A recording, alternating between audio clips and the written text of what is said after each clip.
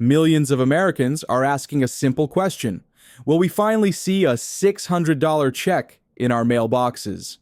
This idea, often called a tariff rebate check, has gained momentum as lawmakers debate how to use hundreds of billions of dollars collected through tariffs. Recently, Speaker of the House Mike Johnson was asked directly if Americans should expect this money back. His response was cautious but telling, and it has fueled speculation across the country. For families struggling with rising prices, this proposal could make a real difference. In today's video, we are going to break down the details behind the proposal. We will look at how much money is on the table, what the bill actually says, who qualifies, the inflation concerns, and even the legal challenges that could delay or block these payments. We will also look at how the timing of these checks could play into politics and elections. Stay with me until the end, because I will explain why this decision may not be about economics alone, but also about political strategy. Right now, the United States is collecting enormous sums of money through tariffs.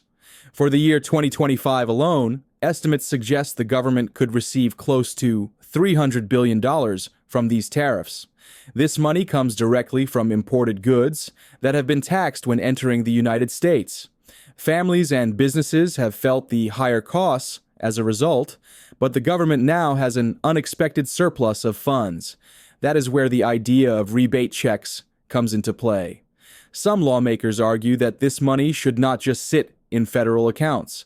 Instead, it should be returned to the very taxpayers who have been carrying the burden of higher prices. The proposal resembles earlier pandemic stimulus checks that many Americans received. The logic is straightforward. If tariffs caused extra costs at the grocery store and in household budgets, then taxpayers deserve some of that money back. Supporters believe these checks would provide immediate relief, while also showing that tariff revenue is being used fairly. The current draft of the bill lays out clear numbers. Every adult would receive $600, and every dependent child would also qualify for $600. For a family of four, this would mean a total of $2,400. For a single person, it would mean a direct check of $600. This structure is designed to mirror past direct payment programs so that the system for delivering the money already exists. However, the payments would not be universal.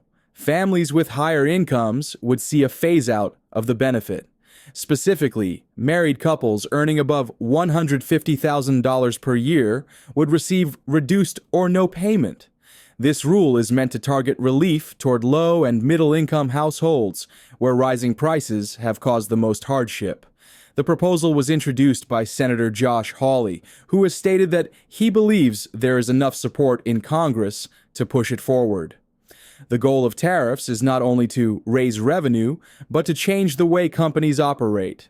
Tariffs make imported goods more expensive, encouraging companies to move manufacturing back into the United States.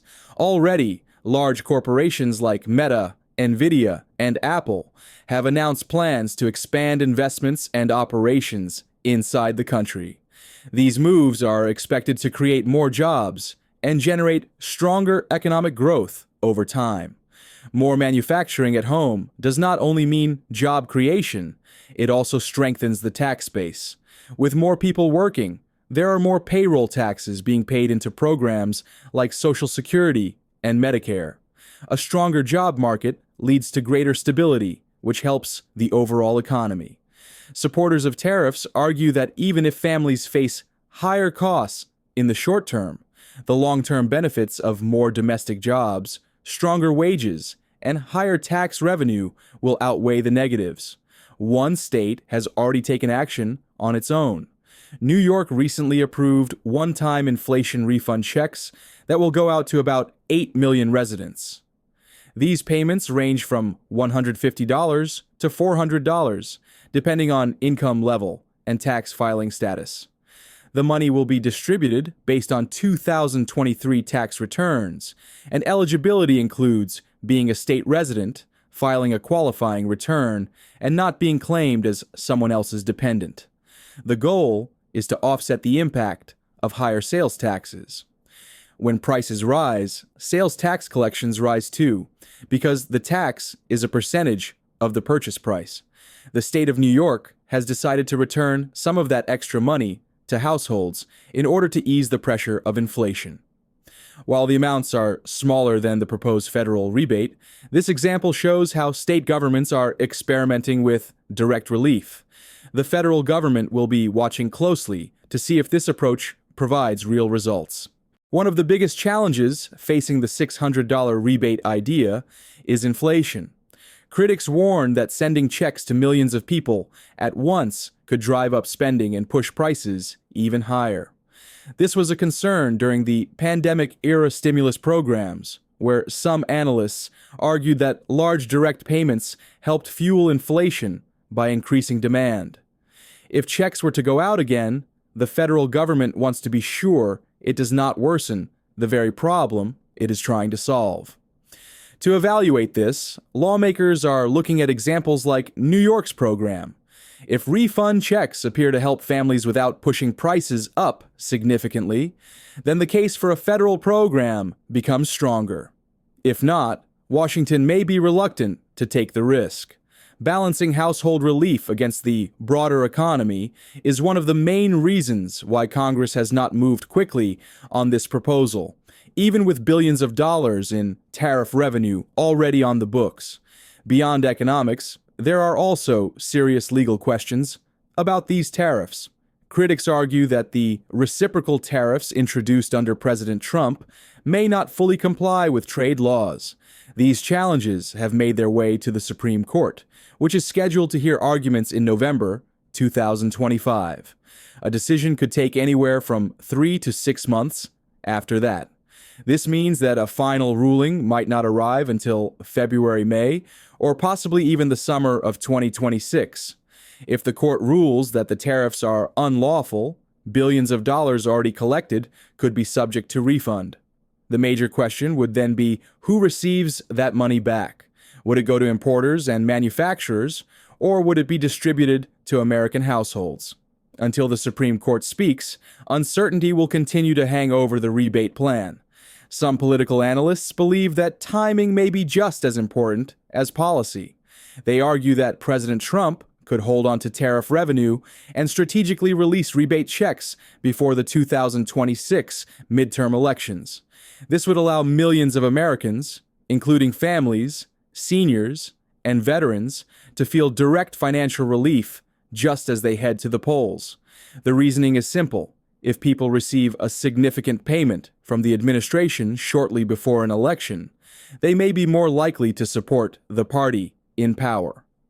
This strategy has been observed in past political cycles where stimulus checks and tax rebates influenced voter sentiment. Whether or not this is the actual plan, the idea of tying economic relief to political timing is part of the conversation happening in Washington right now. Not everyone agrees that rebate checks are the best use of tariff funds. Some lawmakers argue that the money should be directed toward reducing the national debt, which continues to grow and is seen as a long-term threat to financial stability. Others believe the funds could be invested in American companies and industries to fuel innovation and economic growth. A recent example highlights this approach. The United States invested $5 billion into Intel, and within a month, the value of that investment grew to about $14 billion. Supporters of this method say that growing investments could strengthen the economy, create jobs, and ultimately benefit households more than a one-time rebate. However, this would mean that families struggling right now may have to wait longer for relief, and that makes the debate even more difficult. At this moment, the future of the $600 tariff rebate check remains uncertain. Legal challenges, inflation concerns, and political strategy are all shaping what happens next. While the money is there, the question is whether lawmakers will use it to send checks directly to families or redirect it toward debt reduction and investments. The answer may not come until the Supreme Court weighs in next year, meaning households could be waiting until mid-2026 before knowing if any checks will arrive. What do you think should happen? Should the government send the money directly to families who have faced higher costs, or should it focus on paying down the debt to secure the country's long-term financial future? Let me know your thoughts in the comments below. And if you want to stay updated on stimulus proposals, Social Security updates, and benefit changes, be sure to like this video and subscribe to Social Security Post. Your support helps keep this information flowing to millions of Americans who need it.